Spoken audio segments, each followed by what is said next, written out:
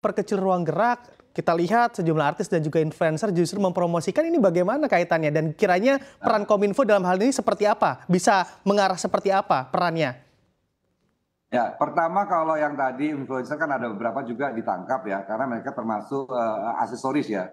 Mungkin awal-awalnya mereka nggak paham ya, dikira itu kan permainan aja. Nah ini sekarang yang mereka sekarang sudah mulai paham bahwa ini sudah adalah kegiatan yang dilarang oleh undang-undang. Jadi harapannya sudah tidak ada lagi influencer-influencer yang menjadi promotor dari situs-situs judi ini.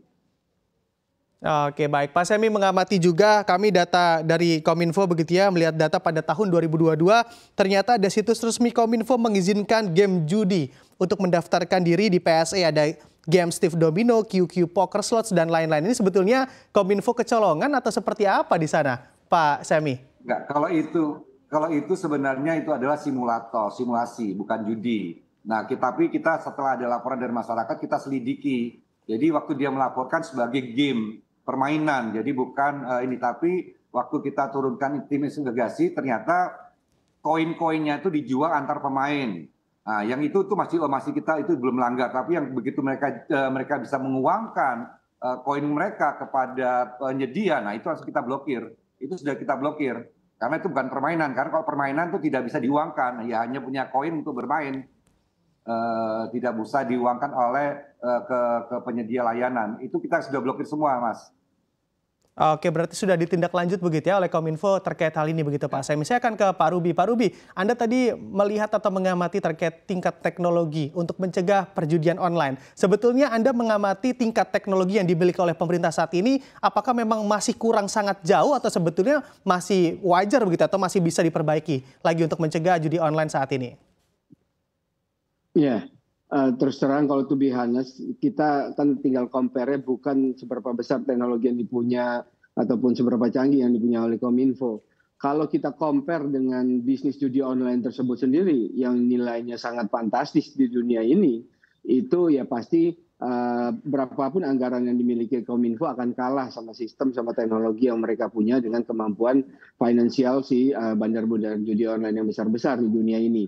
Tapi ya memang yang bisa dilakukan Kominfo saat ini menyesuaikan dengan budget, menyesuaikan dengan resiko yang ada di masyarakat, menurut saya masih cukup, sudah cukup ya, sudah cukup. Tinggal seperti tadi, menariknya adalah Pak Dirjen Aptika kan terus berusaha untuk berinovasi, meningkatkan teknologi, meningkatkan sistem mereka dan SDM mereka sehingga bisa jauh lebih optimal lagi ke depannya. Memang lawan pemain big player judi online raksasa di dunia ini pasti akan kalah lah dengan anggaran KL di Indonesia gitu loh. Ya, karena mereka sangat luar biasa finansialnya karena memang demikian core bisnis mereka memang begitu gitu ya.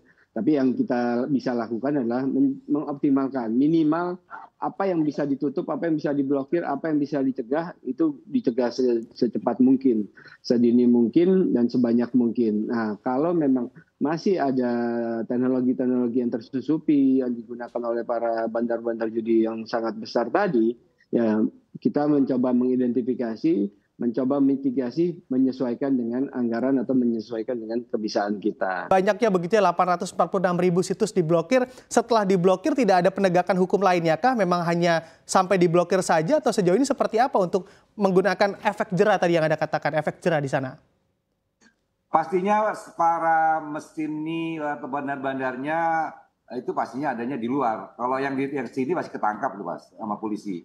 Ada beberapa kemarin yang di Lampung ditangkap. Yang tadi bandar-bandar kecil yang tadi penyalur sebenarnya itu yang dikatakan Mas Ruby ini tadi sudah gerakan internasional ya, kita harus memang bekerja sama. Tapi masalahnya bekerja sama internasional, di internasional itu tidak semuanya melarang judi ya. Ini kita juga lagi mau pelajarin bagaimana di negara-negara Islam lainnya seperti Arab, Saudi atau di mana tuh bagaimana mengaturnya, bagaimana mereka.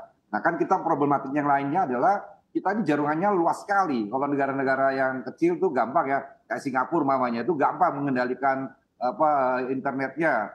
Pintu masuknya juga tidak terlalu banyak. Kita tuh pintu masuknya banyak sekali. Nah ini yang kita perlu mencari terobosan-terobosan. Kalau memang kita tetap mau menegakkan sesuai aturan yang kita miliki saat ini. Gimana contohnya mamanya gimana kita membatasi atau melarang kalau di sananya tidak dilarang. Nah ini, padahal mereka juga padahal itu servernya ada di sana, mereka nggak bisa ditangkap karena mereka di sana di negara itu tidak dilarang, diatur. Walaupun memang kelihatannya sangat menargetkan Indonesia.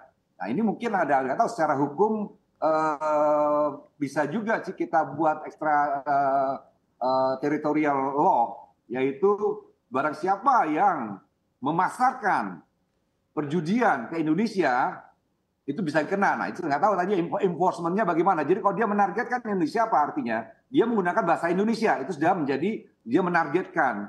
Tapi itu memang ekstra teritorial. Nah ekstra teritorial ini tidak mudah ditegakkan. Makanya selemah-lemahnya kita menegakkannya adalah memblokir mereka dari tidak mudah diakses dari Indonesia.